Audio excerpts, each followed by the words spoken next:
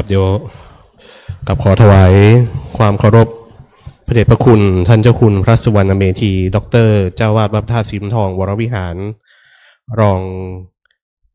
เจ้าคณะจังหวัดเชียงใหม่นะครับถวายความเคารพพระมหาเถระพระเถรานุเถระทุกรูปนะครับเจริญพรท่านนาถกรภัทรวนนท์ท่านนายอำเภอจอมทองและหัวหน้าส่วนราชการอำเภอจอมทองตลอดจนถึงคณะอุบาสกอุบาสิกาแม่ชีโยคีและคณะศรัทธาพระสกนิกรชาวอำเภอจอมทองนะครับโดยในวันนี้เป็นวันธรรมสวนะโดยจะมีการพิธีการทำวัดสวดมนต์เย็นซึ่งทางคณะสงฆ์วัดพระธาตุสีน้ำทองวรวิหารนั้นได้ประพฤติปฏิบัติทำเป็นประจำในทุกวันอยู่แล้วนะครับและหลังจากนั้นเราท่านทั้งหลายในมณฑลพิธีแห่งนี้จะได้ประกอบพิธีบำเพ็ญกุศลสวดพระพิธรรมอุทิศถวายพระราชกุศลแด่สมเด็จพระนางเจ้าสิริกิติ์พระบรมราชินีนาถพระบรมราชชนนีพันปีหลวงตามลำดับสืบต่อไปนะครับซึ่งมหาเถรสมาคมได้มีมติให้วัดสำนักสงฆ์ที่พักสงฆ์ทั่วราชอาณาจักรได้ประกอบพิธีบำเพ็ญกุศลสวดพระพุทธมนต์และสวดพระพิธรรมอุทิศถวายเป็นพระราชกุศลแด่สมเด็จพระนางเจ้าสิริกิติ์พระบรมราชินีนาถพระบรมราชชนนีพันปีหลวงเป็นประจำทุกวันเป็นเวลา30วัน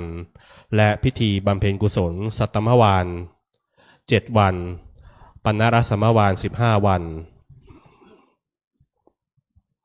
แล้วก็และพิธีปัณณรสมวาล50วันและสัตตมวาล100วันตามลำดับนะครับโดยขณะนี้ขอทุกท่านในมณฑลพิธีได้รอเวลาอีกสักครู่หนึ่งเมื่อคณะสงฆ์และคณะศรัทธาพร้อมแล้วจะได้เริ่มดำเนินพิธีเป็นลำดับ10ต่อไปนะครับ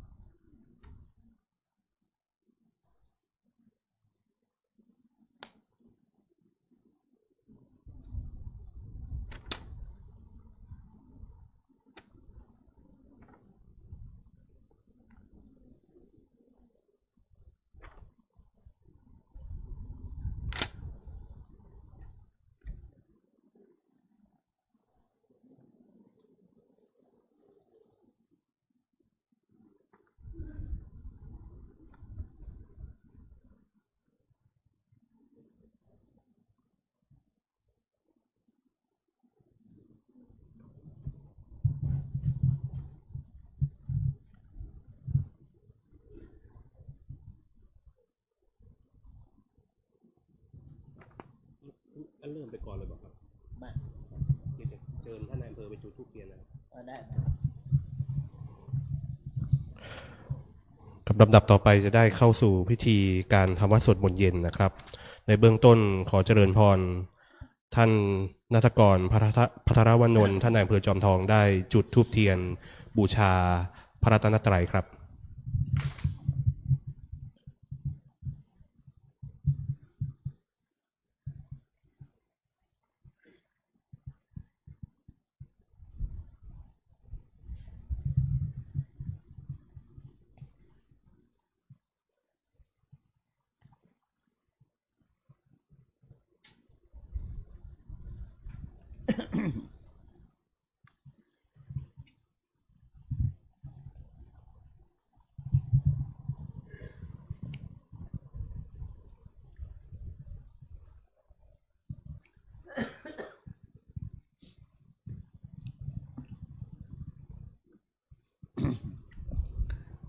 ทุกท่าน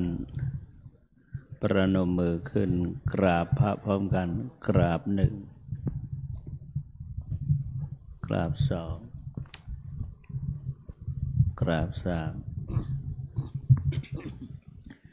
โยโสภะคะวะอะระหังสัมมาสัมพุทโธสวากขาโตเยนะภะคะวะตาธัมโมสุปฏิปันโนยัสสะภะคะวะโตวะกะสังโฆธัมมายังภะคะวันตังสัทธัมมังสัสสังฆังอิเมหิสการเรหิยะทารังอาโรปิเตปิยภิปุชยามะสาธุโนพันเตภะคะวะสุจิราปรินิพพุโตปิปัจฉิมาชนะตานุกัมปมานัสสะอิเมสกาเลทุกขตาปันนากาลภูเตปฏิคันหาโตอัมหาการเทครตังหิตายาสุขายาอะระหังสัมมาสัมพุทโธภคะวาพุทธังภคะวันตังอภิวาเทมิสวากขาโตภคะวะตาธัมโมธัมมังนามัสสามิสุปฏิปันโนภะคะวะโตสาวกสังโฆสังฆังนามามิอันดาธานิมยังตังภะคะวันตังวาจายะอภิกหิตุงอุปภาคณมการันเจวะพุทธานุสตินยัญจะกะโรมาเสนะโมตัสสะภะคะวะโตอะระหะโตสัมมาสัมพุทธัสสะนะโมตัสสะภะคะวะโตอะระหะโตสัมมาสัมพุทธัสสะนะโมตัสสะภะคะวะโตอะระหะโตสัมมาสัมพุทธัสสะตังโคปนาภะคะวันตังเอวังกัลยาโนกิตติศักโทอะภุคโตเอเตเปโสภะคะวะอะระหังสัมมาสัมพุทโธเวชชาจารณะสัมปันโนสุขโตโลกวิทูอนุตตโลปุริสธรรมสารติสัทธาเทวมนุสสานังพุทโธภคะวาเตอันดมยังพุทธาภิกขิติงกะโรมาเสพุทธวาระหันตวรตาทิกุณาภิยุโต สุทธาภิญาณกรุณาหิสมาคตโตโพเทสิโยสุชนะตังกัมมลังวัสสุโลวันธามหังตัมมรนังเสลาสาเสเนนทางพุทโธโยสัพพปานินางสารนังเขมังมุตตมังปัฏฐมานุสติทานังวันธามิตังสิเลนะหังพุทธัสสะหัสสะเมธาโสวาพุทโธเมสามิกิสโลพุทโธทุกขาสัทธาตาจาวิดาตาจาหิตาสเมพุทธัสสะหังเนยาเดเมสาลิลันชีวิตันเจตังวันดันโตหังจาเลสามิพุทธัสเสวะสุโพธิตังนาทิเมสารนังอัญญังพุทโธเมสารนังวะลังเอเตนะสัจวัชเชนะไทยังสัทธุสาสเนพุทธังเมวันธมาเนนะยังปุญญังปัสสุตังอิทาสัพเพปิอันตรายาเมมาเหสุงตัสสะเตชะสังกายเยนะวาจายวะเจตสาวาพุทเทกุกัมมังปะกตังมยายังพุทโธปฏิคันหันตุอัจยันตังการันตะเลสังวริตุงวะพุทเทอันดมยังธรรมานุสตินยังกโรมาเสสวังคาตัวภังคะวะตาธัมโมสันทิฏฐิโกอากาลิโกเอหิปัสสิโกโอปนัยโกปัจจตังเวทิตาโพวินโยหิเตอันดมยังธรรมาภิกิติงกโรมาเสสวากขาตาตาเทโกนายโยกาวาเสนาไสโยโยมากัปปะกัปปะริยัตเตวิโมกขเพโทธัมโมกุโลกัปปตนาตตาธาริธาเรวันนามหังตัมหาลังวัลดัมมะเมตังอโมโยสัพพปานินางสารนังเขวมุตตมังทุติยานุสติทานังวันธามิตังสิเรนะหังธัมมาสหัสสะเมธาโสวาธัมโมเมสามิกิสโรธัมโมทุกขาสักขาตาจาเวดาตาจาหิตาสเมธัมมาสหังเนยาเดเมสาเลลันเจเวตันเจตังวันดันโตหะจาเลสามิธัมมาเสวะสุธัมมตังนาทิเมสารนังอัญญังธัมโมเมสารนังวะลังเอเตนะสัจวัชเชนะไทยังสัทธุสาสเนธัมมังเมวันธมาเนนะยังปุญญังปัสสุตังอิทา สัพเพปิอันตรายาเมมาเหสุงตัสสะเตชะสา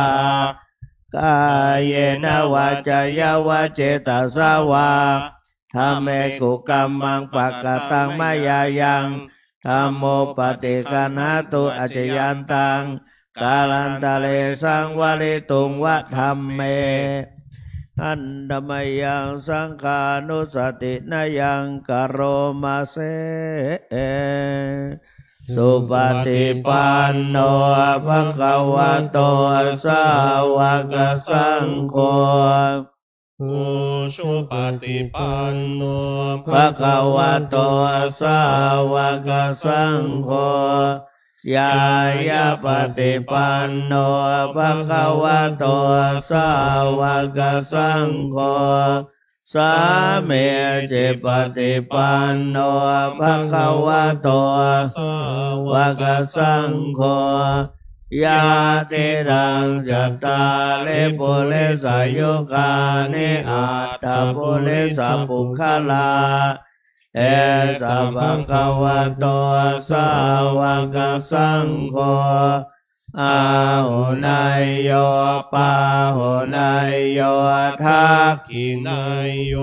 อัญชลิกาลนิโยอนุตตรังปุญญเกตังโลกัสสะเตอันดมยังสังฆาภิกิติงกโรมาเสสัทธัมมโชสุปฏิปันติคุณาภิโยโตโยตปิโตอริยปุคคลสังฆเสโทเสลาติธัมมปวาลาสยกายจิตโตวันธรรมหังธัมมลิยานาคนังสุสุตังสังโฆโยสัพพปานินังสารนังเขมมุตตมังตาติยานุสติทานังวันธามิตังสิเลนะหังสังฆาสหัสเมดาโสวาสังโฆเมสามิกิสโลสังโฆ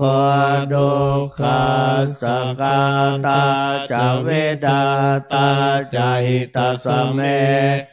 สังฆาสังนิยาเดเม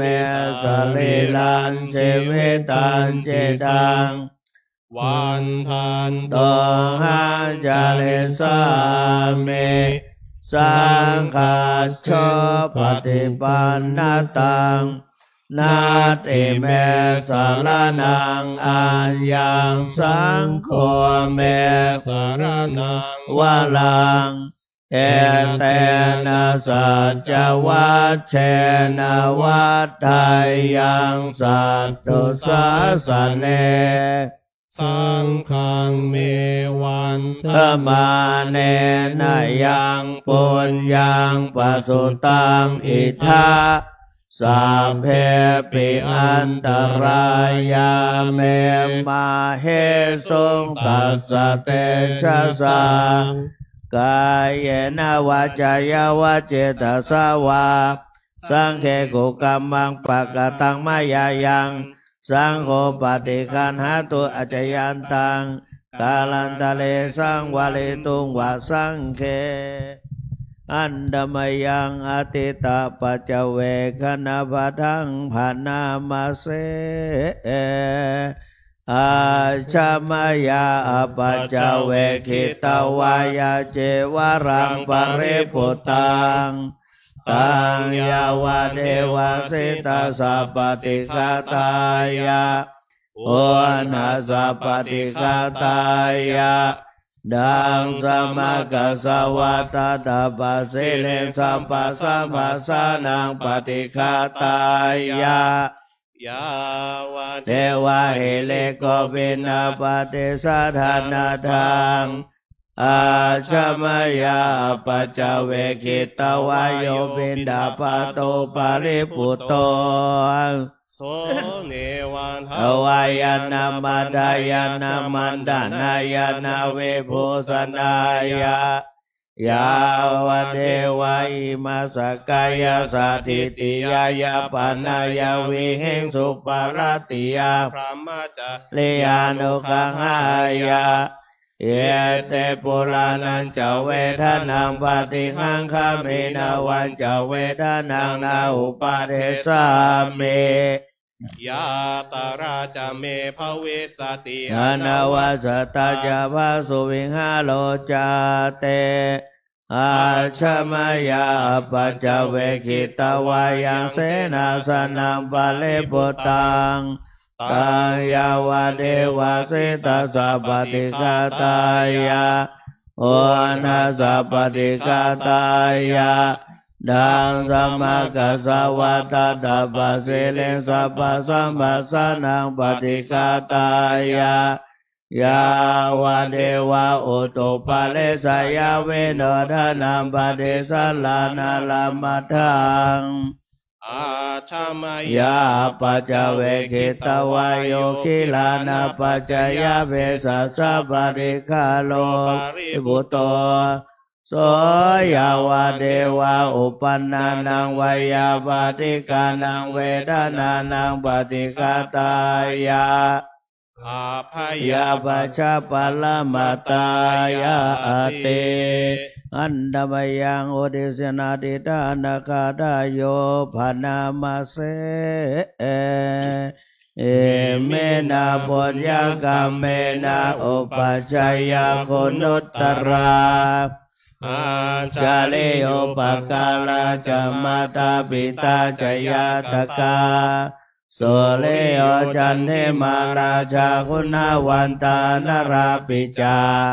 พระมมาลาจะอินดักจะโลกปาลาจะเทวตา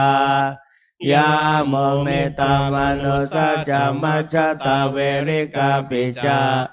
สาเปสัตตาสุขิโหตุปุญญาเนปกตานิเมสุขังจติวิทังเทนตุกิปังปาเปนาวมาตังเอเมนาปุญญกรรมเมนาเอเมนาอุนเสนันจาเขปังหังสุราเปเจวัตันุปาทานาเสรนังเยสันตาเนหินาธัมมายาวานิปานาโตมะมังนาสันตุสัพพะดาเยวายาชาชาโตภเวภเวโอสุจิตังสติปัญญาสันเลโกวิริยมินามาลาลาปันตุโนกาสังกตุนจาวิริยสุเมโอตติปวาโลนาโดธัมโมนาโดวรุตตโมนาโดปัจเจกพุทโธจะสังโฆนาโตตโรมะบังเตสุตมานุภาเวนะมาโลกาสังลาพันตุมา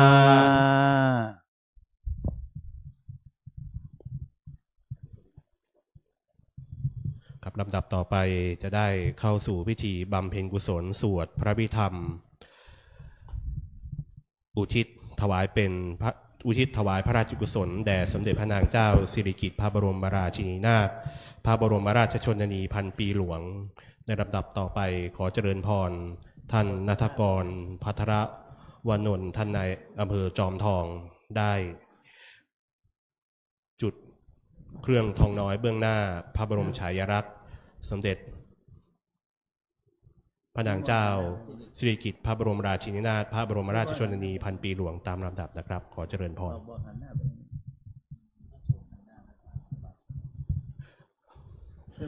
นิมนต์คณะสงฆ์ขึ้นมานั่งด้านบนให้เต็มก่อนนะครับนิมนต์นะครับนิมนต์หันหน้าไปทางคณะสงฆ์นะครับนิมนต์หลวงพี่ข้างบน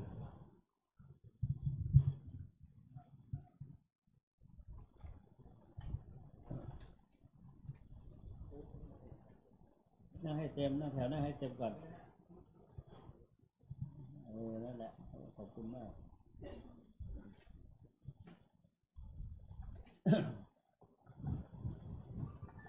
ใช้กระปัดเอา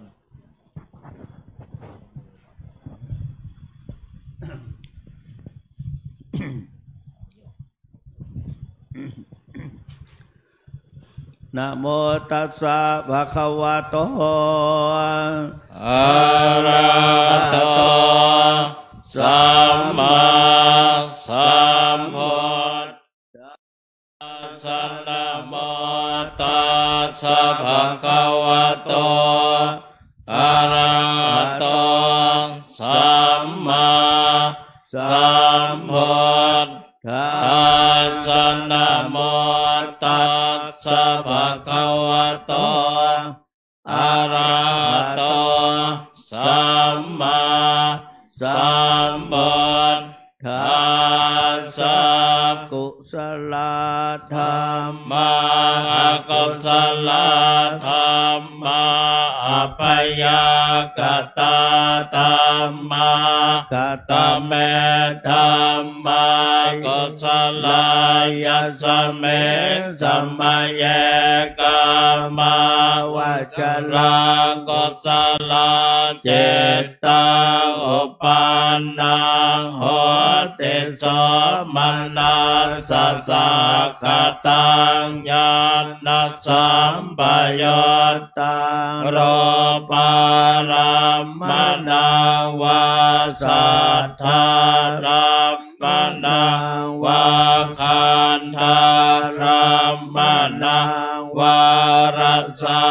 รัมมนังวาโพธิรัมมนังวาธัมมารัมมนังวายังวาปนาราปัตสะเมสมัยเยวาโสโหติอเวเกปโหติเยวาปนาตัสสะเม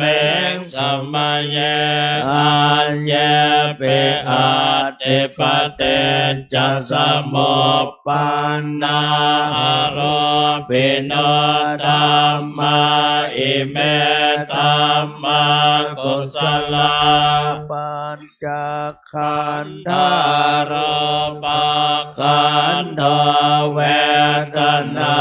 ขันธสัญญาขันธสังขารขันธวิญญาณขันธ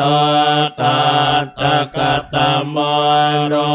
ปังขันธยังเกณฑ์จิรูปังอธิตา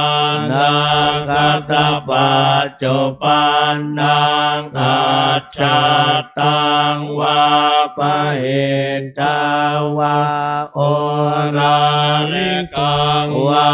สุขุมังวาหินังวาปะเนตังวายังดุเลวาสันติเกวาตเตกัจจังอภิสัญโยหิตวาอภิสังเกปิตวาอายังโรจังติรูปะขันโตสังฆโหอสังฆโหสังฆอิเตนะอสังฆอิตังอสังฆอิเตนะสังฆอิตังสังฆอิเตนะสังฆอิตังอสังฆอิเตนะสังฆอิตังสัมปโยโคเวปโยตสัมปโยเตนะเวปโยตังเวปโยเตนะสัมปโยตังอสังฆอิตังสัพพัญญติโยขันธปัญญาติอายตนะปัญญาติธาตุปัญญาติสัจจปัญญาติอินทรียปัญญาติปุคลปัญญาติเกตาวตาปุคลานังปุคลปัญญาติสมัยเวมุตโตอ สัมมยเวโมตโตโกปะธัมโมอะโกปะธัมโมปะเรหานธัมโมอะปะเรหานธัมโมเจตนาปัปโปอนุรักขณาปัปโปปุถุชนโคตรโพปโยปะระโตอะปโย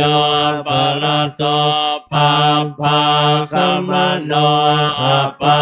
ปาคัมมโนนิยโตอนิยโตปฏิปันนโกวะเล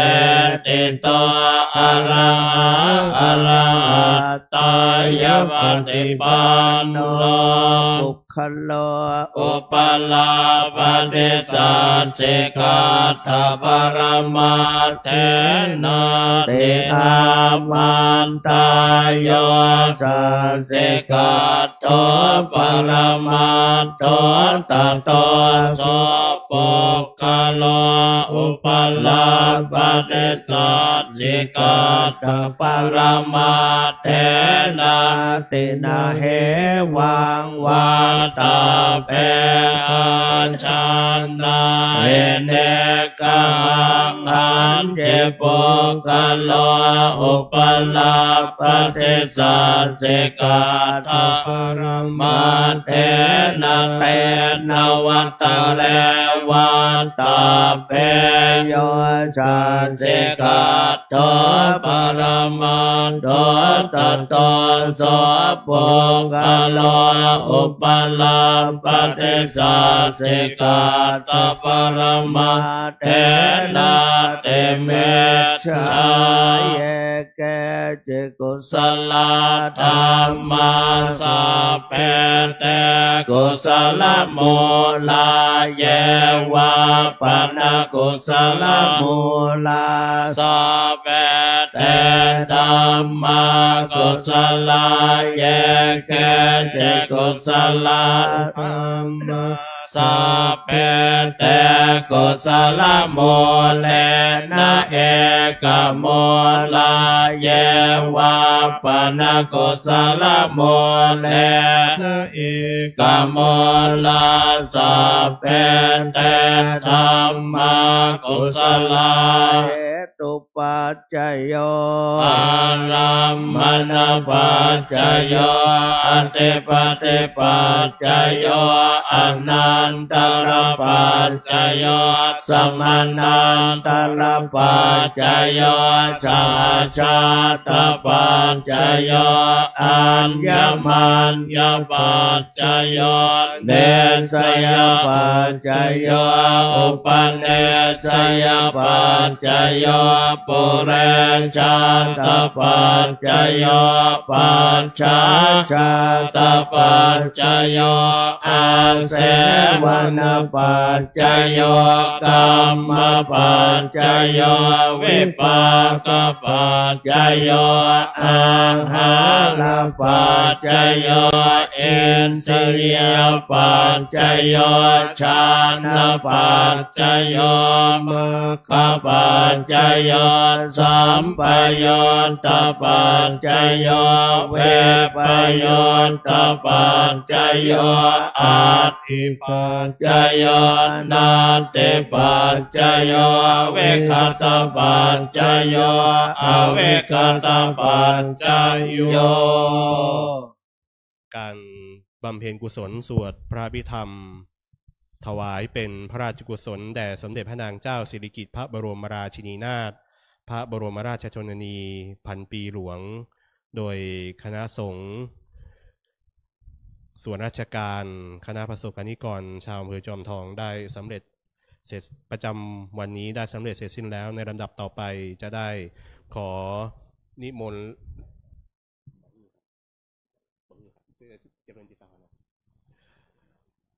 ์คณะสงฆ์และส่วนราชการรวมถึงประสบกนิกรได้เจริญจิตตภาวนาเพื่อถวายพระราชกุศลแด่สมเด็จพระนางเจ้าสิริกิติ์พระบรมราชชนนีพันปีหลวงเป็นเวลา93วินาที ขอเจริญพรได้เจริญจิตตภาวนา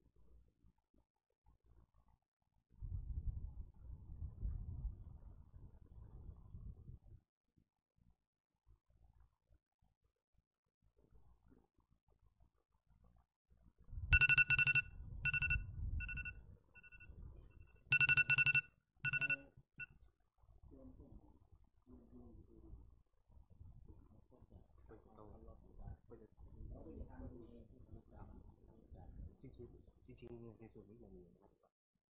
ต้องกล่าวคำของอุทิศส่วนกุศลนี่ครับผมจะเป็นมรดก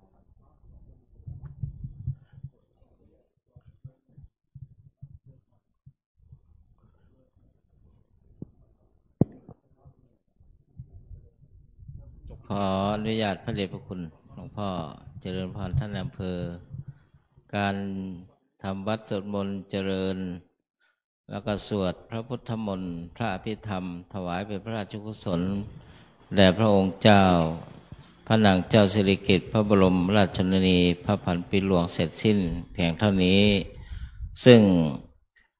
ทางวัดพระธาตุศรีจอมทองตามธรรมเนียมวันพระก็จะมีการ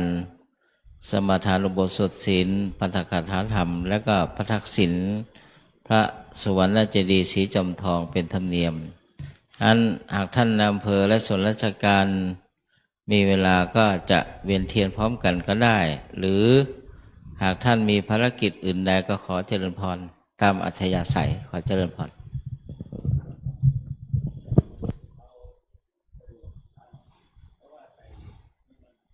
ก็คงไหว้พระใช่แล้วก็กลับเนาะกับในส่วนพิธีใน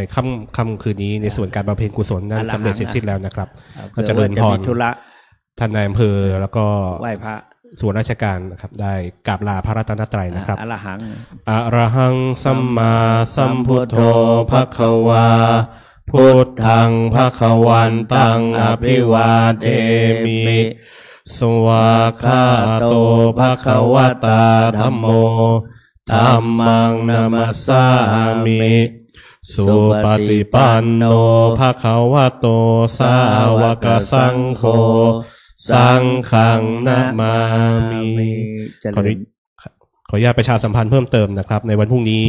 จะมีพิธีบำเพ็ญกุศลสัตตมวาน7 วันถวายพระราชกุศลแด่สมเด็จพระนางเจ้าสิริกิติ์พระบรมราชินีนาถพระบรมราชชนนีพันปีหลวงณมหาศาลาหทัยนเรศวัดพระธาตุศรีจอมทองวรวิหารในเวลา 17 นาฬิกานะครับดังนั้นจึงขออนุญาตประชาสัมพันธ์ให้คณะสงฆ์คณะศรัทธาหัวหน้าส่วนราชการข้าราชการประสบการณิกรชาวอำเภอจอมทองทุกหมู่เหล่านะครับ ถ้าหากท่านใดไม่ติดขัดงานในส่วนไหนนะครับเจริญพรได้มาร่วมกันบำเพ็ญกุศลเพื่อถวายพระราชกุศลแด่พระองค์ท่านได้ที่มหาศาลาหาไทยนเรศนะครับในวันพรุ่งนี้เวลา 17 นาฬิกานะครับ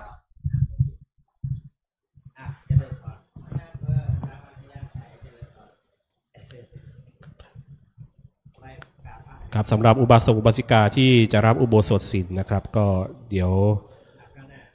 มาขยับมาข้างหน้าก็ได้นะครับ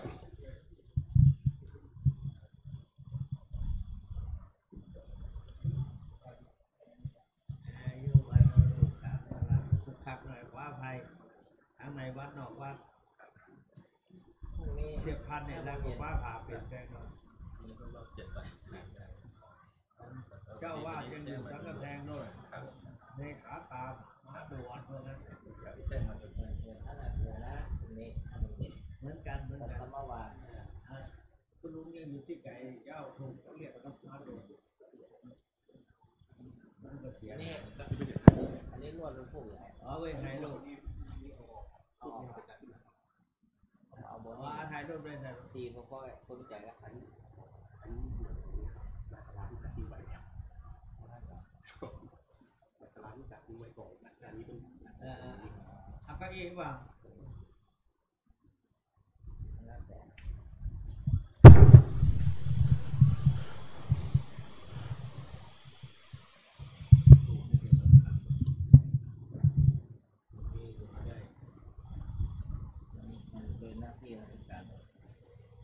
แล้วก็อันของเขาก็ต้องสูงนะอันก็ต้องใช้4 รอบเลยแหละต้องเสริมที่เดียว4 รอบซึ่งไหนครับลูกสวนมีใจท่านรองมีต้องทุกลูกต้องมีทุกลูก10ครับผมต้องมีท่านรองประจำนะ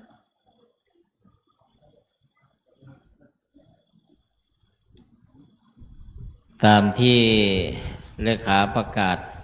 ในวันพรุ่งนี้17 นาฬิกาเป็นต้นไป5 โมงเย็นก็จะมีพิธีน้อมถวายเป็นพระราชกุศลแด่พระองค์ท่านคือสมเด็จพระนางเจ้าสิริกิติ์พระบรมราชินีนาถพระบรมราชชนนีพันปีหลวงในวันพรุ่งนี้ณมหาศาลาหาไทยนเรศณมหาศาลาหาไทยนเรศอันนั้นครบรอบสัตตมวาลคือ7 วันนั้นพระองค์นั้นเสด็จสวรรคตสู่สวรรคาลัยครบรอบ7 วันเรียกว่าสัตตมวาลคือ7 วันพรุ่งนี้นะอันนั้นพิธีการก็ใช้มหาศาลาหาไทยนเรศในวันพรุ่งนี้นะ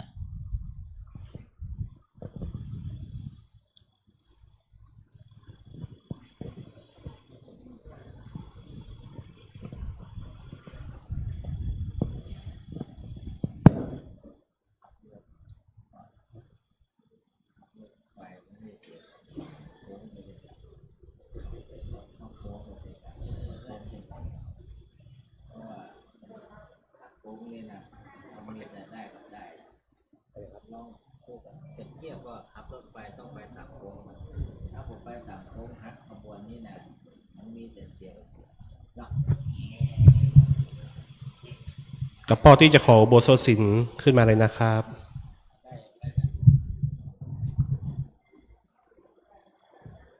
นั่งเก้าอี้ก็ได้โยมก็นั่งเก้าอี้ก็ได้พระเลิศปกติพระเลิศบาลัมได้นั่งเก้าอี้หลุยวันนี้ขอเชิญนั่งเก้าอี้หลุยพ่องมันเป็นอย่างนะเอาเก้าอี้ในมือเลยเดี๋ยวอันนั้นป้อนหนันเลิศป้อนหวานเบญจมาศมาประเคนหลวงพ่อทุกท่านพนมมือครับ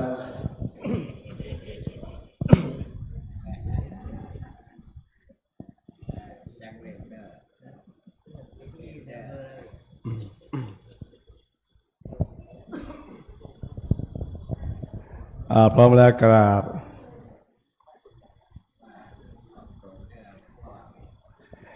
อิมินาสการเรนะ ตังพุทธังอภิปูชยามะอิมินาสักการเรนะตังธัมมังอภิปูชยามะอิมินาสักการเรนะตังสังฆังอภิปูชยามะอะระหังสัมมาสัมพุทโธภควาพุทธังภควันตังอภิวาเทมิสวากขาโตภควตาธัมโมธัมมังนามัสสามิสุปฏิปันโนภควโตวากสังโฆสังฆังนามามิมายังพันเตติสารเนนะสหะอาทาศีลานิยจามะทุติยมปิมายังพันเตติสารเนนะสหะอาทาศีลานิยจามะตาติยมปิมายังพันเตติสารเนนะสหะอาทาศีลานิยจามะนะโมตัสสะภะคะวะโตอะระหะโตสัมมาสัมพุทธัสสะนะโมตัสสะภะคะวะโตอะระหะโตสัมมาสัมพุทธัสสะนะโมตัสสะภะคะวะโตอะระหะโตสัมมาสัมพุทธัสสะนะโมตัสสะภะคะวะโตอะระหะโตสัมมาสัมพุทธัสสะนะโมตัสสะภะคะวะโตอะโตสัมมาสัมพุทธัสสะนะโมตัสสะภะคะวะโตอะโตสัมมาสัมพุทธัสสะพุทธังสรณังคัจฉามิพุทธังสรณังคัจฉามิธัมมังสรณังคัจฉามิธัมมังสรณังคัจฉามิสังฆังสรณังคัจฉามิสังฆังสรณังคัจฉามิทุติยัมปิพุทธังสรณังคัจฉามิทุติยัมปิพุทธังสรณังคัจฉามิทุติยัมปิธัมมังสรณังคัจฉามิทุติยัมปิธัมมังสรณังคัจฉามิทุติยัมปิสังฆังสรณังคัจฉามิทุติยัมปิสังฆังสรณังคัจฉามิตติยัมปิพุทธังสรณังคัจฉามิตติยัมปิพุทธังสรณังคัจฉามิตติยัมปิธัมมังสรณังคัจฉามิต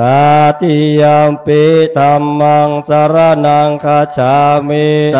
ติยัมปิสังฆังส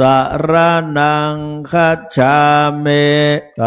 ติยัมปิสังฆังสรณังคัจฉามิติสรณะขมนังนิธิตังอามาพันเตปานาติปาตาเวระมณีเสกขาปะตังสมาธิยามิปานาติปาตาเวระมณีสิกขาปะทังสมาธิยามิตินนาตานาเวระมณีเสกขาปะตังสมาธิยามิอาทินนาทานาเวระมณีสิกขาปะทังสมาธิยามิศีลห้าเนี่ยกาเมสุมิจฉาจาราเวระมณีเสกขาปะตังสมาธิยามิ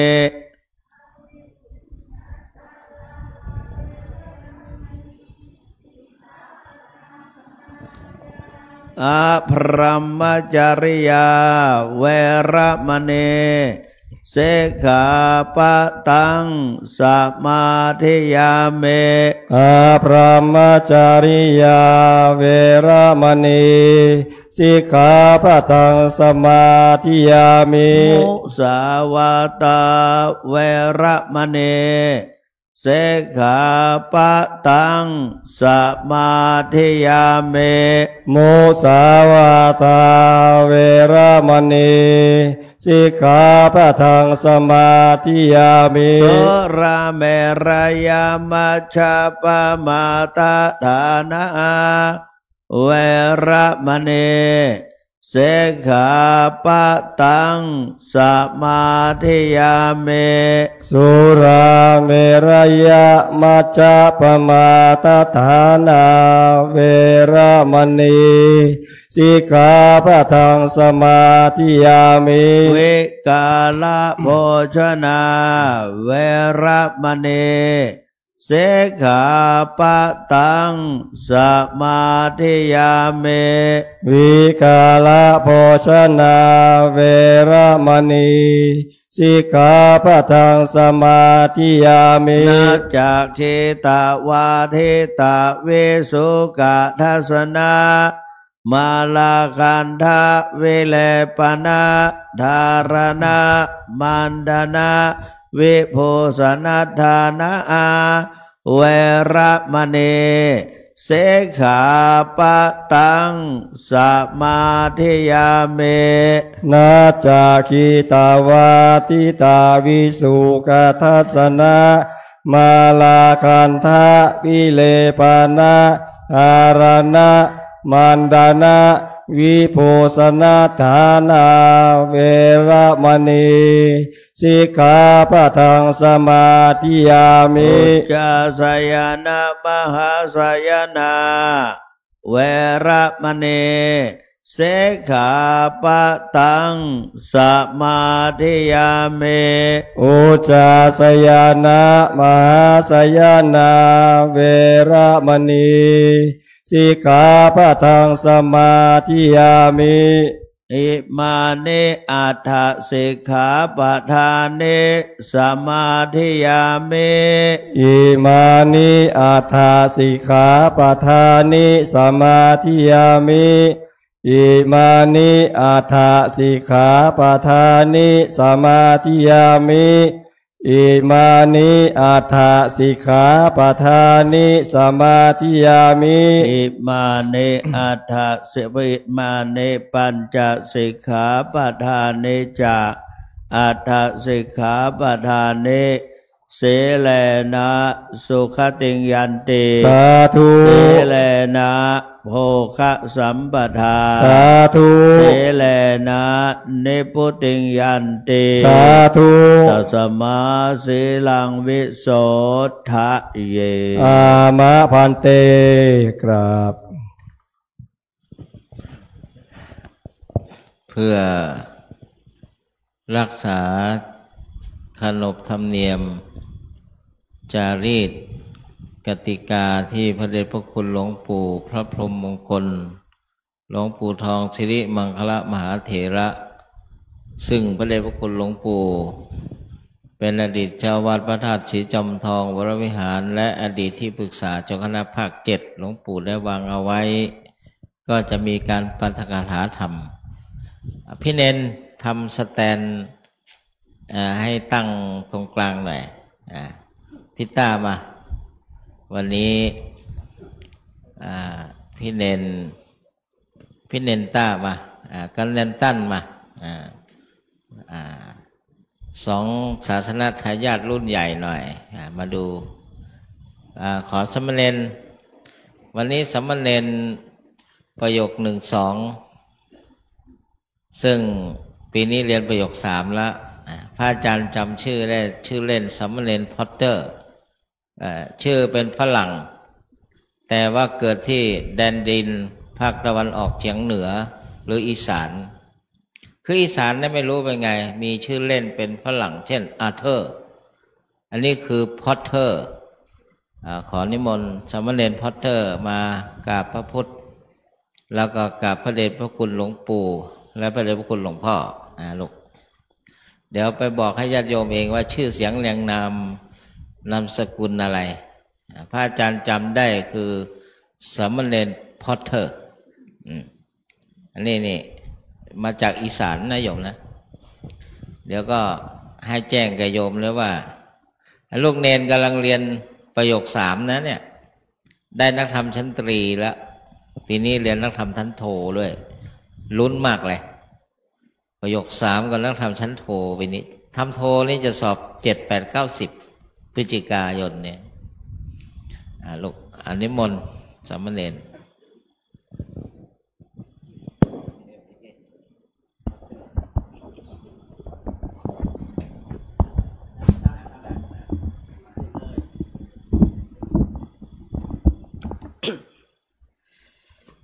ขอถวายความเคารพ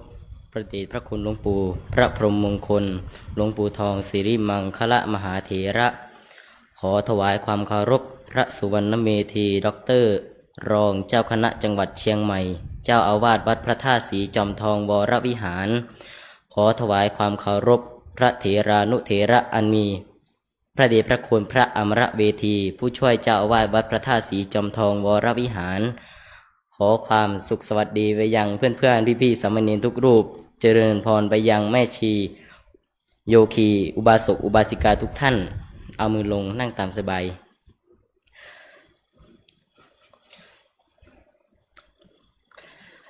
วันนี้กับผมสามเณรจะมาปาฐกถาธรรมในเรื่องสัญญาและสังขารไม่ใช่อัตตาพระพุทธเจ้าตรัสว่าแป๊บหนึ่งลูกขออนุญาตชื่อสามเณรอะไรนามสกุลอะไรผมสามเณรพานุวิทย์ผาผลชื่อเล่นชื่อสามเณรพอสครับหรือจะเรียกพอตเตอร์ก็ได้นะครับวันนี้กับผมสามเณรจะมาปาฐกถาธรรมในเรื่องสัญญาและสังขารไม่ใช่อัตตาพระพุทธเจ้าตรัสว่าสัญญาและสังขารไม่ใช่ขออภัยครับสัญญาภิกขเวอนัตตาภิกษุทั้งหลายสัญญาไม่ใช่อัตตาสัญญามี6อย่างคือ 1. สัญญาที่เกิดจากการกระทบทางตา 2. สัญญาที่เกิดจากการกระทบทางหู 3. สัญญาที่เกิดจากการกระทบทางจมูก 4. สัญญาที่เกิดจากการกระทบทางลิ้น 5. สัญญาที่เกิดจากการกระทบทางกาย 6. สัญญาที่เกิดจากการกระทบทางใจคนทั่วไปมักคิดว่าทุกครั้งที่ได้เห็นรูปได้ยินเสียงได้สัมผัสสิ่งต่างๆหรือได้รู้เรื่องราวต่างๆตัวตนของเขาเป็นผู้เห็นผู้ได้ยินเป็นต้นและเป็นผู้จำสิ่งที่ได้เห็นหรือได้ยินเป็นต้นเหล่านั้นเมื่อคนเราเห็นรูปอย่างใดอย่างหนึ่งก็จะจำหมายไว้ว่ารูปนั้นเป็นชายเป็นผู้ชายเป็นผู้หญิงหรือจะจำไว้ว่าเห็นที่ไหนเมื่อไรเมื่อได้ยินเสียงก็จะจำว่าเป็นเสียงผู้ชายหรือผู้หญิงได้ยินที่ไหนเมื่อไรการรับรู้หรือการสำคัญผิดว่ามีตัวตนเป็นผู้รับรู้สิ่งเหล่านั้นโดยคิดว่าฉันเป็นผู้จำได้ฉันมีความจำที่ดีมากพระผู้มีพระภาคเจ้าตรัสไว้ว่าความเห็นอย่างนี้เป็นความเห็นที่ผิดการจำได้หมายรู้นี้ไม่มีผู้ใดกระทำทั้งสิ้นเป็นเพียงสภาวะธรรมอย่างหนึ่งที่เกิดขึ้นโดยปราศจากตัวตนเป็นเพียงธรรมชาติที่เป็นอนัตตาเหตุที่สัญญาไม่ใช่อัตตาพระผู้มีพระภาคเจ้าตรัสอธิบายต่อไปว่าสัญญาจะหิทังภิกขเวอนัตตาอาภวิสะ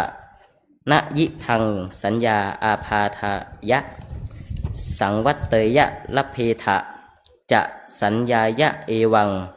มีสัญญาโหตุเอวังมีสัญญามาอาโหสีติถ้าสัญญานี้เป็นอัตตาแล้วสัญญานี้คงไม่เป็นไปเพื่อเบียดเบียนและบุคคลคงได้การจัดแจงในสัญญาว่าสัญญาของเรา จงเป็นอย่างนี้เถิดสัญญาของเราจงอย่าได้เป็นอย่างนั้นเลยถ้าสัญญาเป็นตัวตนของเราจริงก็ไม่พบเหตุผลอื่นใดที่จะเบียดเบียนทำให้ตัวเราเองต้องลำบากเพราะโดยทั่วไปแล้วคนเราจะไม่เบียดเบียนหรือทำอันตรายตนเองเราจะต้องสามารถจัดการให้ตนเองได้พบและจดจำแต่สิ่งที่ดีแต่สัญญานั้นเบียดเบียนให้เป็นทุกข์และไม่เป็นไปตามความต้องการของเราจึงไม่ใช่อัตตาตัวตนของเราทรงประกาศสัญญาเป็นอนัตตาว่ายัสมาจะโขภิกขเวสัญญาอนัตตา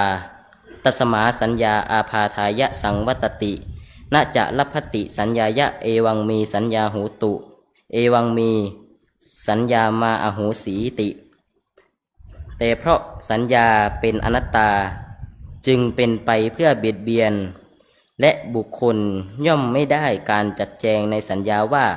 สัญญาของเราจงเป็นอย่างนั้นเถิดสัญญาของเราอย่าได้เป็นอย่างนั้นเลยเราอาจพิจารณาสัญญาในด้านบวกเช่นการจำได้หมายรู้เกี่ยวกับลักษณะของสิ่งของต่างๆหรือกำหนดการกำหนดจดจำข้อมูลต่างๆที่ได้ศึกษาเล่าเรียนมาทั้งที่เป็นโลกิยะและโลกุตระก็จัดว่าเป็นสิ่งที่มีประโยชน์แต่การจดจำสิ่งที่ทำให้เศร้าโศกเสียใจหรือสิ่งที่น่าเกลียดนั้นเป็นลักษณะที่ไม่ดีของสัญญาที่ทำให้เป็นทุกข์บางคนเศร้าเสียใจกับความทรงจำเกี่ยวกับคนที่รักที่ต้องพลัดพรากจากกันไปเช่นบุตรธิดาสามีภรรยาหรือการสูญเสียทรัพย์สมบัติเป็นต้นความทรงจำที่ตามย้ำเตือนเป็นเหตุให้เกิดความระทมทุกข์อยู่ตลอดเวลาจนกว่าความจำนั้นจะเลือนหายไปความทุกข์จึงจะหมดไปได้ดังนั้นสัญญาที่ทำจดจำสิ่งต่างๆนี้จึงเป็นสิ่งที่เบียดเบียนให้เกิดทุกข์ตราบใดที่สัญญายังย้อนจำการพลัดพรากจากคนที่รักและการสูญเสียทรัพย์สมบัติความทุกข์ก็ยังมีอยู่อาราบนั้นบางครั้งความเศร้าโศกเสียใจนี้อาจมีผลรุนแรงทำให้ถึงแก่ความตายได้อีกตัวอย่างหนึ่งคือการนึกถึงสิ่งที่น่ารังเกียจในรับประทานอาหารมักจะทำให้หายหิวไปได้หรือ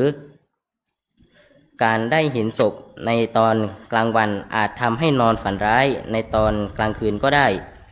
บางคนจินตนาการถึงเหตุการณ์ร้ายขึ้นมาเองแล้วเก็บมากังวลจนไม่เป็นอันกินอันนอน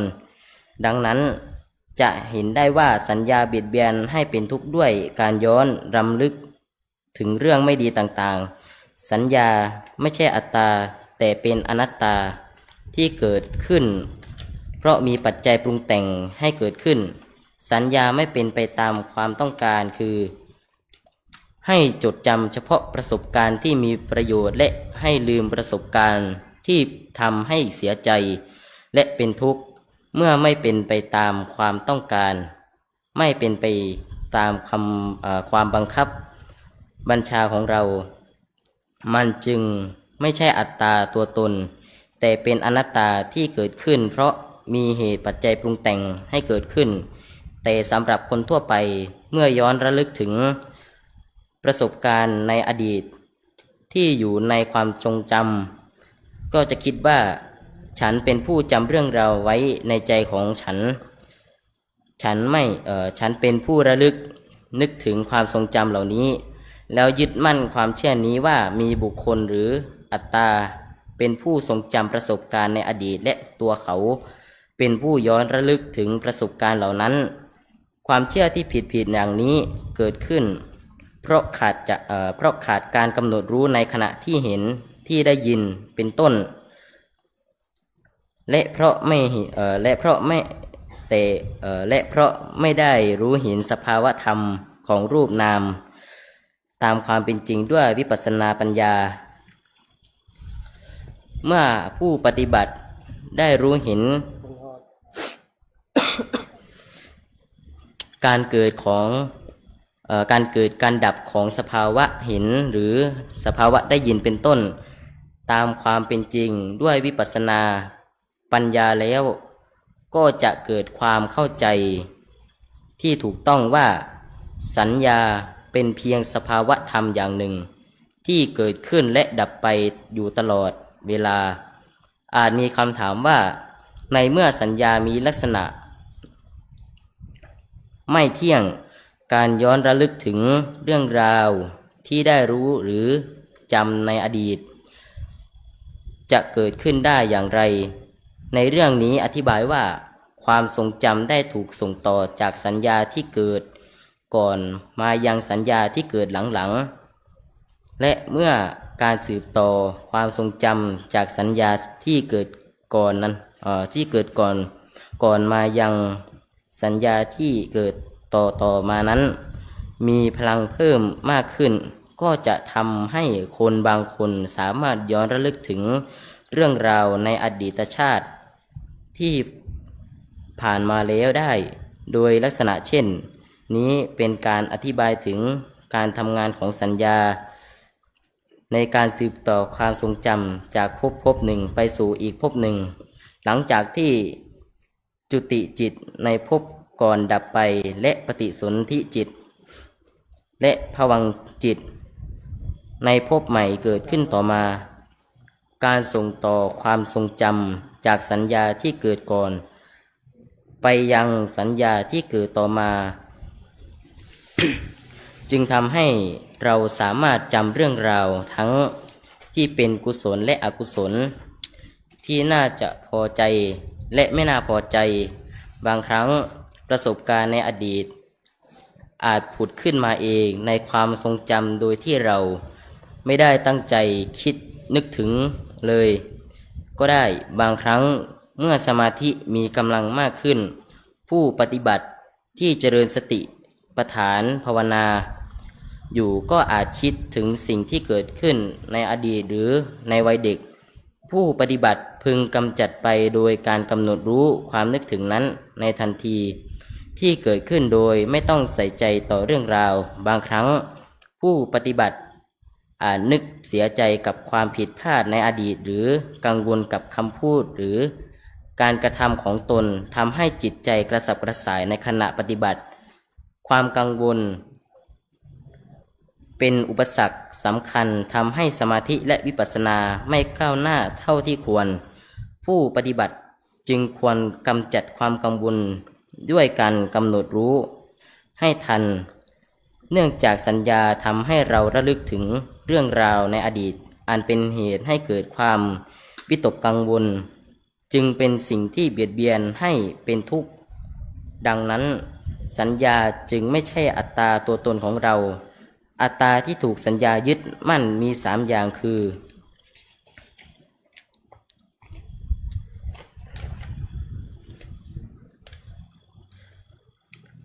1.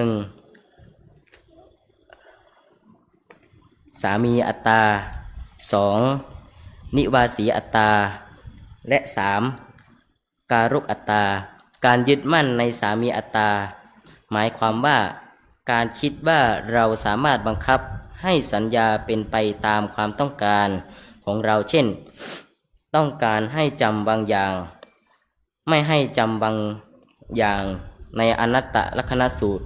ทรงปฏิเสธความยึดมั่นในสามีอัตตาด้วยข้อความว่า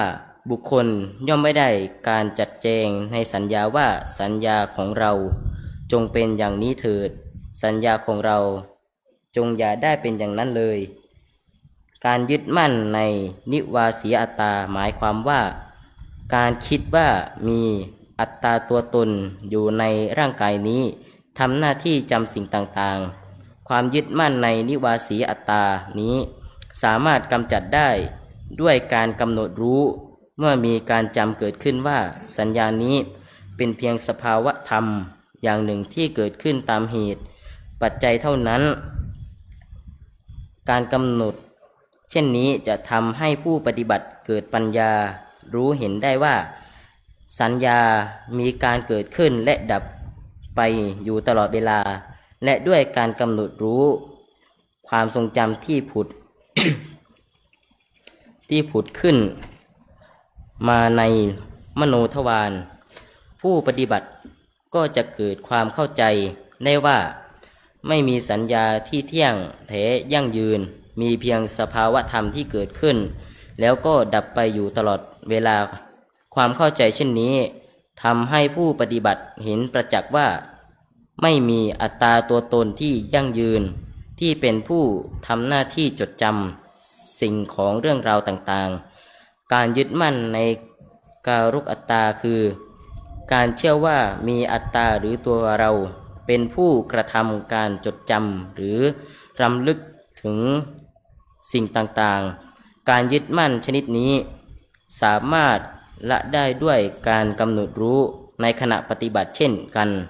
เมื่อสัญญาปรากฏขึ้นในขณะที่เห็นรูปหรือได้ยินเสียงก็ตามผู้ปฏิบัติพึงกำหนดรู้การเกิดดับของสัญญานั้นเมื่อเห็นชัดว่าสัญญาได้เกิดขึ้นและดับไปในขณะที่กำหนดรู้อยู่นั้นก็จะรู้ว่าสัญญาในรูปและเสียงเป็นต้นนั้นเป็นเพียงสภาวะธรรมที่เกิดขึ้นและดับไปติดต่อกันอยู่ตลอดเวลาไม่มีอัตตาตัวตนหรือผู้ใดทำให้เกิดขึ้นและเนื่องจากสัญญาเป็นสิ่งที่บังคับบัญชาไม่ได้ควบคุมไม่ได้ผู้ปฏิบัติจึงเห็นได้ว่าสัญญาไม่ใช่อัตตาตัวตนพระพุทธองค์ได้ตรัสอนัตตลักขณสูตรเพื่อจัดความยึดมั่นในอัตตาด้วยการรู้เห็นขันธ์ห้าตามความเป็นจริงจากประสบการณ์ในการปฏิบัติสัญญาที่เกิดขึ้นในขณะเห็นรูปหรือได้ยินเสียงเป็นต้นมีความแตกต่างจากการกำหนดรู้สภาวะเห็นหรือได้ยินในขณะเจริญวิปัสสนาตามหลักสติปัฏฐานกล่าวคือสัญญาที่เกิดขึ้นในขณะเห็นรูปตามปกตินั้นเกิดขึ้นเพื่อเก็บรายละเอียดของสิ่งที่ได้เห็นหรือได้ยินไว้ในความทรงจำเพื่อจะได้รื้อฟื้นขึ้นมาในภายหลังได้อาจจะเป็นการจำรูปร่างสันฐานหรือลักษณะของสิ่งที่ได้เห็นหรือได้ยินแต่การกำหนดรู้สภาวะเห็นหรือได้ยินในขณะเจริญวิปัสสนาตามหลักสติปัฏฐานนั้นเป็นเพียงการเห็นว่าเป็นรูปนามที่เกิดขึ้นแล้วดับไปเพื่อให้เห็นความไม่เที่ยงเป็นทุกข์และปราศจากตัวตนเท่านั้นในที่สุดแห่งการปาฐกถาธรรมในค่ำคืนนี้กระผมขออำนาจแห่งคุณพระศรีรัตนตรัยพระทักษิณบรีธาตุพระบรมธาตุเจ้าสีจอมทองคุณงามความดีคุณแห่งทานศีลภาวนาและคุณแห่งพระวิปัสสนากรรมฐานอภิบาลคุ้มครองให้ท่านทั้งหลายปราศจากสรรพทุกข์สรรพโศกสรรพโลกสรรพภัยสรรพอันตรายทั้งหลายทั้งปวงขอให้มีความสุขอยู่ในธรรมเป็นนิจมีดวงจิตสถิตมั่นอยู่ในสัจธรรมนำตนของตนให้พ้นทุกข์ประสบสุขอันไพบูรย์กล่าวคือมรรคผลนิพพานทุกคนทุกท่านเทินอันตมยังสาธุกลังกโลมาเสสาธุสาธุสาธุในนามพระเดชพระคุณหลวงพ่อพร้อมด้วยภิกษุสามเณรญาติโยมอุบาสกอุบาสิกาแม่ชีทุกท่าน ก็ขอขอบคุณอนุโมทนาสามเณรซึ่งบอกชื่อแก่ญาติโยมแล้วชื่อเล่นคือพอตเตอร์ซึ่งสามเณรก็มีความกล้าหาญเอามาทางนี้หน่อยนะเดี๋ยวให้รางวัลในนามหลวงพ่อให้รางวัลเบื้องต้นทั้งหมดเลยแล้วก็ได้ให้เน้นนั่งก่อนก็มีความชัดเจนมีความกล้าหาญในการแสดงออกนั้นนโยบายตั้งแต่ท่านพระครูสมัยพระครูพิจิตรสรการอาจารย์พระมหาประหยัดธีรวังโสซึ่งล่วงลับไปจะได้6 ปีแล้วก็ ต่อมาอาจารย์มหาธนวัฒน์ทำหน้าที่จัดวาระพระเดียงให้ลูกเนนได้มาให้ธรรมะเป็นทานนะเมื่อกี้ลูกเนนก็พูดถึงเรื่องว่าสัญญานี่ก็คือว่ามันเป็นคุณสมบัติแห่งนามก็คืออยู่ในขันธ์ห้าเลยนะโยมพวกเราในท่องได้หมดรู้ได้หมดรูปเวทนาสัญญาสังขารวิญญาณรูปก็เป็นรูปเวทนาสัญญาสังขารวิญญาณนี้เป็นนามรูปนามหรือนามรูปเนี่ยเห็นไหมก็คือสัญญาตัวนี้ลุงเนนก็ยกข้อความในอนัตตลักษณสูตรเหมือนกันว่าถ้าสัญญาเนี่ยจะพึงเป็นตัวตนที่แท้จริงเราต้องสั่งสัญญาได้ว่าขอสัญญาความจำของเรานั้นนะอย่าได้เสื่อมอย่าได้สูญจงเป็นอมตะแต่ความเป็นจริงแล้วหาเป็นเช่นนั้นไม่ญาติโยมสัญญาอนิจจาที่เราสวดกันเห็นไหมสัญญาอนิจจาความจำไม่เที่ยงไม่มีใครที่จะไม่รู้เพียงแต่ว่าเราไม่กำหนดแค่นั้นเลยอาตมาเนี่ยมีอยู่ครั้งหนึ่งนะโยมอันนี้มันก็เป็นเรื่องแห่งสัญญากึ่งสัญญาก็คือมันเช้ามืดไปทำวัดสวดมนต์สมัยหลวงปู่ยังไม่ละธาตุขันธ์มันมืดรองเท้านี่มันเหมือนกันยี่ห้อเดียวกันคือแอดด้าซ้ายก็ถูกขวาก็ถูกมันมีสองคู่คือสีดำกับสีน้ำตาลแต่พอมันสว่างแล้ว6:30เสร็จทวัดเดินมาพระยิ้มเลยอาจารย์ใส่รองเท้าอะไรก็ธรรมดาผมว่าสีมันไม่เหมือนกันนะว่ากันนะอ้าวอันหนึ่งสีข้างซ้ายเป็นสีดำข้างขวาเป็นสีน้ำตาลยากันนั้นเลยเพราะมันมืดไงพอมันใส่ผิดตั้งแต่ห้องมาแล้วกุฏิมาแล้วก็ถอดซะลงทุนเดินดีกว่านี่เป็นเรื่องสัญญานั้นสัญญาอนิจจาสัญญาก็เป็นของไม่เที่ยงสัญญาอนัตตาสัญญาก็ไม่ใช่ตัวตนได้โยมไม่ว่าจะเป็นสัญญาที่ลูกเนนบอกทางตาหูจมูกลิ้นกายใจเนี่ยเช่นตาเห็นรูปเกิดสัญญาทางตาเนี่ยหรือว่ารูปารมณ์ตัวเนี้ยเกิดสัญญาคือความจำได้หรือสัญญาทางหูเราจำเสียงคนนั้นคนนี้ข้อความอย่างนั้นอย่างนี้ได้สัญญาทางจมูกเรารู้เลยว่ากลิ่นเนี่ยกลิ่นหอมกลิ่นเหม็นกลิ่นที่น่าพอใจไม่พอใจนะยิ่งฆราวาสเนี่ยอาตมาเดาเอานะถ้าผิดกลิ่นเนี่ยมันรู้ทันทีแน่ว่านี่ไม่ใช่กลิ่นคู่ของตนเช่นเสื้อผ้าอาภรณ์หรืออะไรกันเนี่ยผิดกลิ่นเนี่ยชาวบ้านเนี่ยเขาก็รู้เลยนะแต่ว่าถ้าเราไปสายการบินแขกเนี่ยเรารู้เลยว่าเช่นสายการบินเนี่ยมันไปทางฝั่งชมพูทวีปอินเดียเนี่ยกลิ่นแขกมันมาแล้วนะฮะกลิ่นผงกะหรี่นะผงกะหรี่เกี่ยวกับที่เครื่องเทศเกี่ยวกับแขกเนี่ยมาแล้วอันนี้สายการบินแขกนะนี่สายการบินฝรั่งอะไรเงี้ยเราก็สังเกตสัญญาทางจมูกสัญญาทางลิ้นสัญญาทางกายรู้เลยว่านี่อากาศมันร้อนมันเย็นมันหนาวหรือมันเป็นยังไงรู้เลยหรือสัญญาทางใจเนี่ยรู้เลย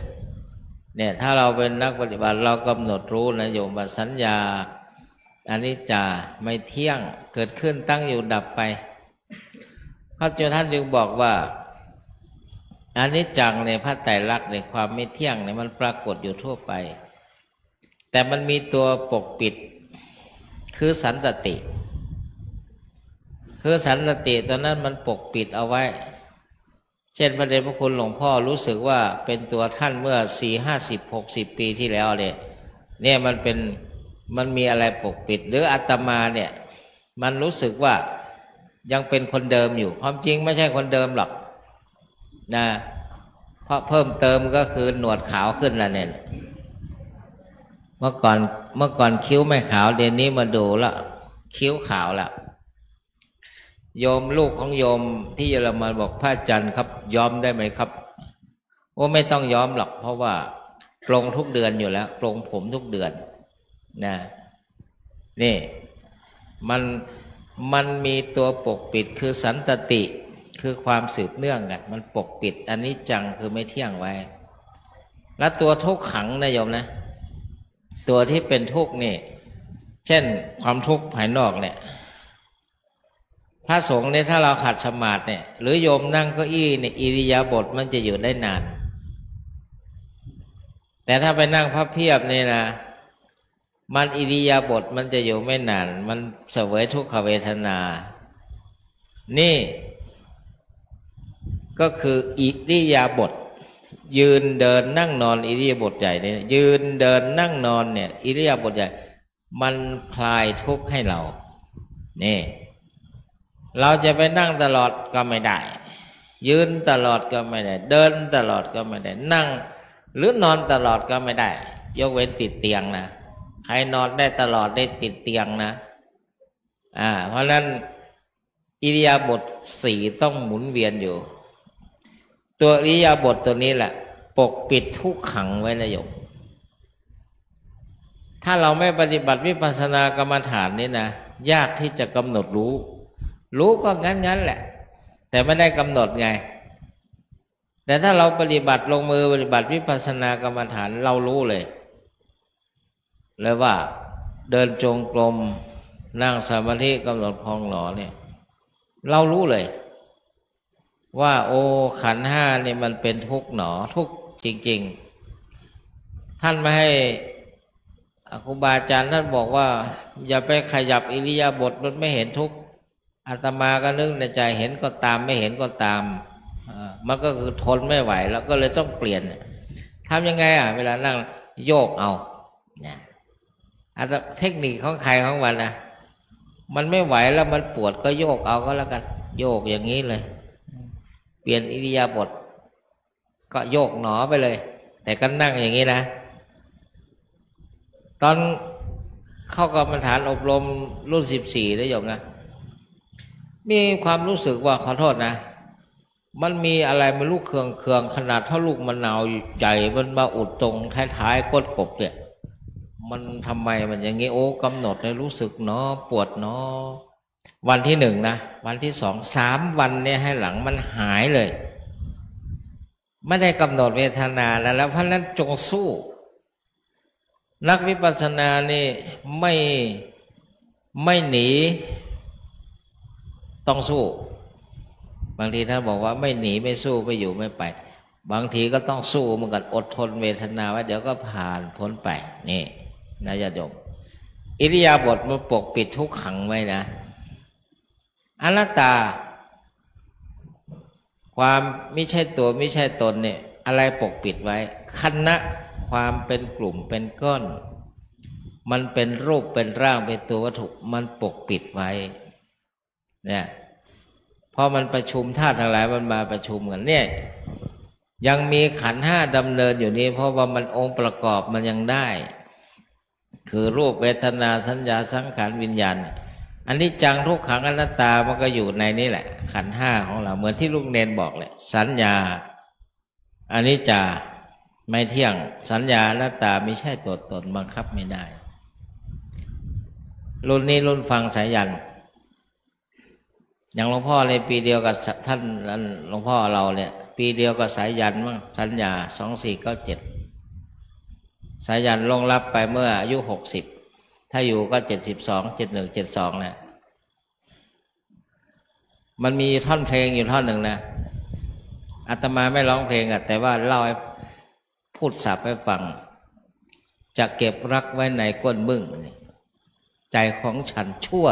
นิรันดรอะไรเงี้ยมันนิรันดรไม่ได้นะเพราะอะไรมันไม่มีอะไรนิรันดรหรอกเพราะมันเกิดขึ้นตั้งอยู่ดับไปอันนี้มันเป็นเรื่องของเพลงสายันสัญญานะอันนั้นได้เวลาแล้วสรุปคุณครูเบญจมาศมาประเคนไทยธรรมลูกเนนพอตเตอร์ อันนี้พูดเสริมเนี่ยเพราะว่าเป็นพระเนี่ยจะไปร้องทำนองไม่ได้มาอยู่นั่นไหม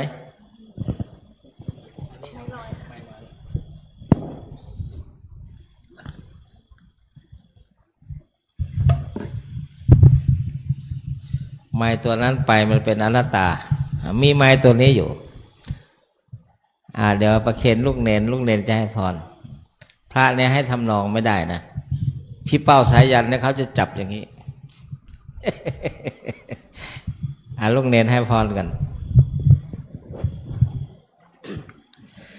ยะถาวาริวหาปุราปริปุเรนติสาครังเอวะเมวะอิโตตินังเปตานังอุปกัปปติอิจิตังปฏิตังตุมหังคิปะเมวะสมิจฉตุสัพเพปุเรนตุสังกปาจันโทปนรโสยถามณิโชติระโสยถาสัพพิติโยวิวัชชันตุสัพพโรโควินัสตุมาเตภวัตวันตรายโยสุขีทีคายุโกภวะอภิวาทนาสีริสนิจังวุธาปจายโนจัตตารโอธรรมาวทันติอายุวันโนสุขังพระลังสาธุสาธุสาธุไม่พ่อแม่หรอเห็นไหมสัญญานิจจาอันมีละโอ้เป็นจะมานับพรนับปณะเนอสัพพะโลกาเวเนโมโตสัพพะสันตาปวัสสิโตสัพพะเวรมเตกันโตเนปุตโตจตุวังภวัสสะปิเตโยเววัชชันตุสัพพะโรโควินาศตุมาเตภวัตวันตรายโยสุเขเทคายุโกภวะอภิวาทนาสิเลสันเดจังวุฒาปจายโนจัตตารโอธรรมาวัฏันติอายุวันโนสุขังภาลังสาธุสาธุสาธุญาติโยมถือเครื่องสักการะในมือหลวงพ่อนิมนต์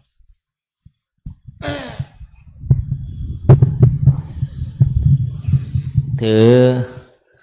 เครื่องสักการะไว้ในมือของทุกท่านเดี๋ยวหน้าอะไรนะ76ใช่ไหมครับไม่เป็นไรเจอละ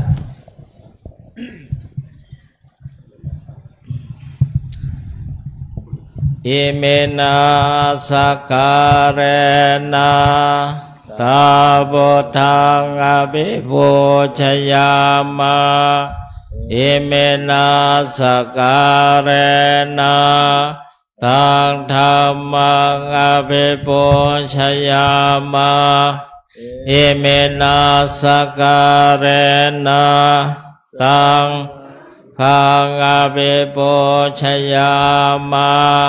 อะระหังสัมมาสัมพุทโธภควาพุทธังภควันตังอภิวาเทมิสวากขาโตภควตาธัมโมธัมมังนัมสสามิสุปฏิปันโน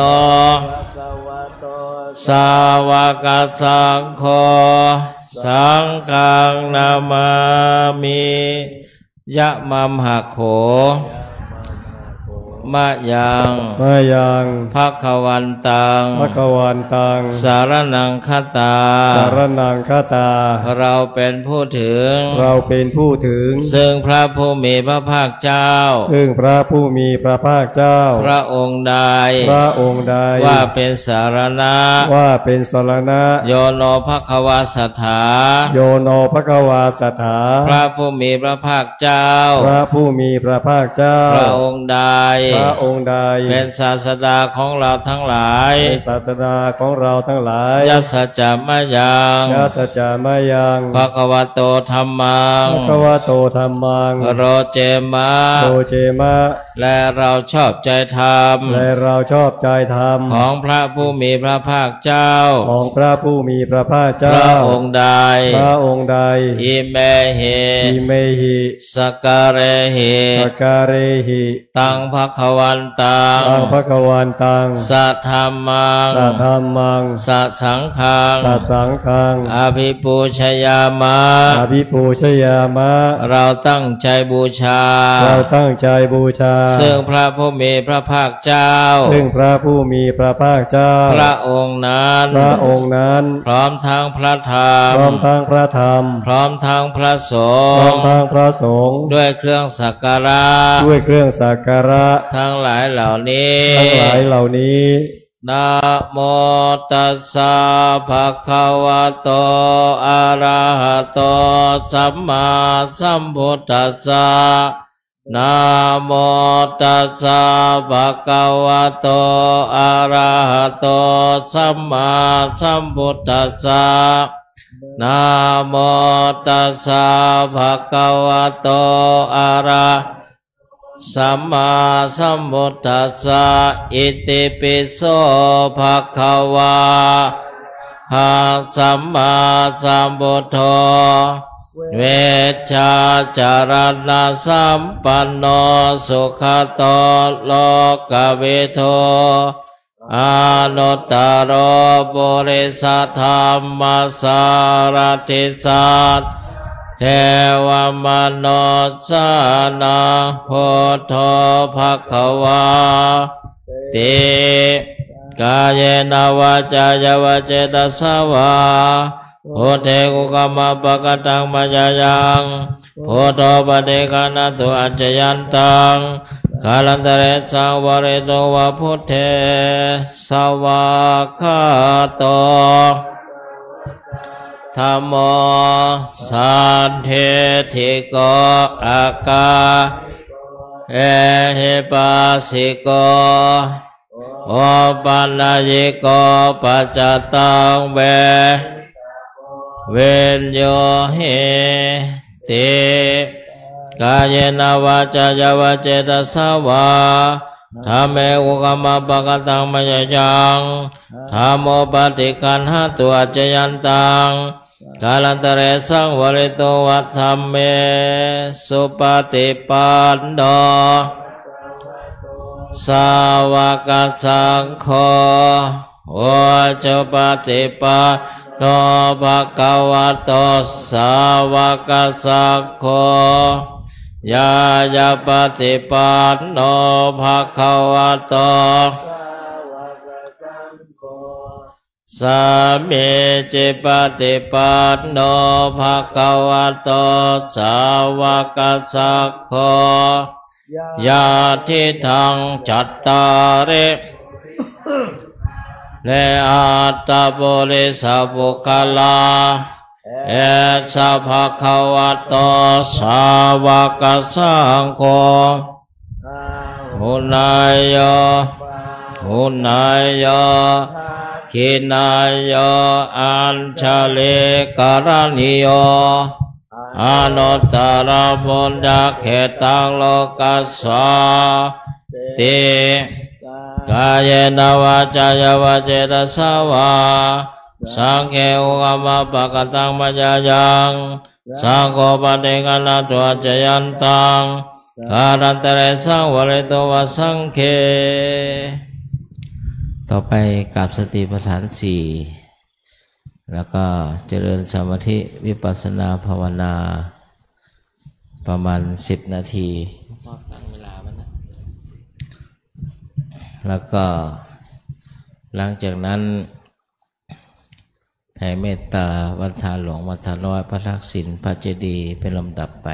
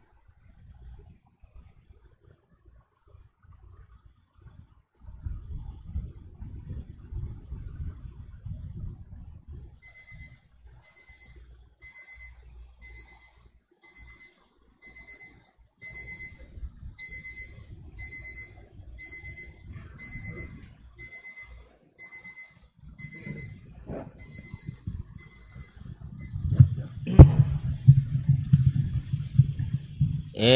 ตังทันนกัมมังเนปานาปัจจโยโตโนเนจังเอตังศีลากัมมังเนปานาปัจจโยโตโนเนจังเอตังภาวนากัมมังเนปานาโยโตโนเนจังยังกินเจโกสาลังกัตตปังกัมมัสสะเปเฮกาตังปุญญังโนอนุโมทันโตโสนันโตพุทโธเยเตวะอัสสมิทาเนทิกาตาทิกายุกาสัตตาหุนตุสัพพสัตตานังสุขีปัลเลหารันโตมาตาปิตาสุขิตาโตโตกะปะมุจจันโตสัพเพยันติกาสุขิตาหุนตุโตกะปะมุจจันโตสัพเพยันติกาสุขิตาหุนตุโตกะปะมุจจันโตสัพเพปิสัสสะเพยักขาสัพเพเปตาสุขิตาหุนตุโตกะปะมุจจันโตสัพเพนักขัตตาโส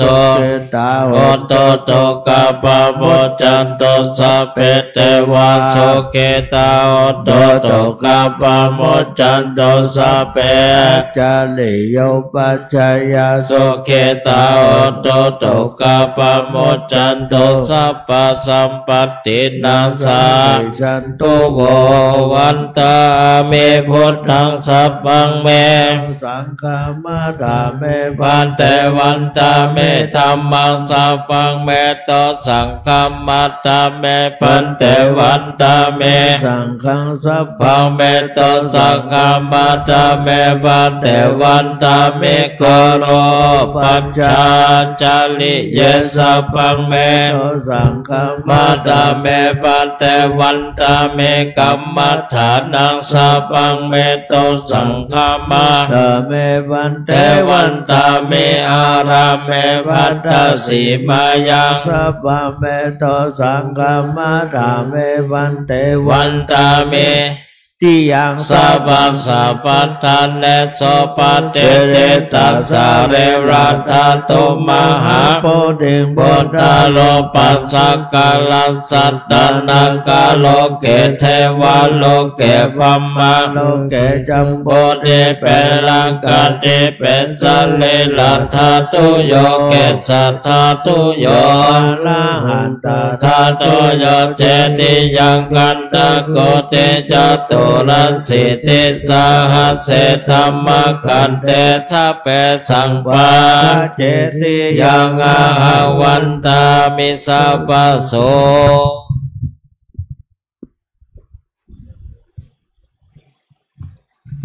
ก้มศีรษะลงเล็กน้อยวันทาหลวงปู่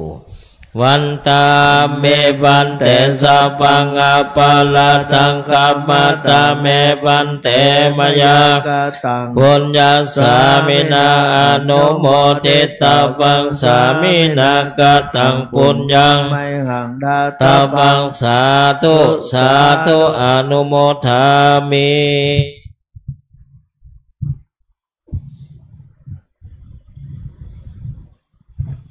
วันทาพระเดชพระคุณหลวงพ่อซึ่งเป็นประธานสงฆ์หลวงพ่อเป็นเจ้าวาดเป็นมหาเถระนะครับวันตาเมพันเตสาปังอาปาราตังกามาตาเมพันเตมยาปุญญังสามินานุโมทิตาพังสามินาทางปุญญังไมหังทาตาบังสาธุสาธุอนุโมทามิจัตตาโลธรรมวัฏันติอายุวโนสุขังภะลังสาธุสาธุสาธุอรหังเลยอรหังภาคอาภา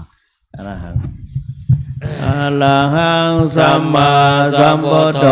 ภควาพุทธังภคะวันตังอภิวาเทมิสวากาโตภะคะวะตาธัมโมธัมมังนามัสสามิสุปฏิปันโนภะคะวะโตสาวกสังโฆสังฆังนะมามิ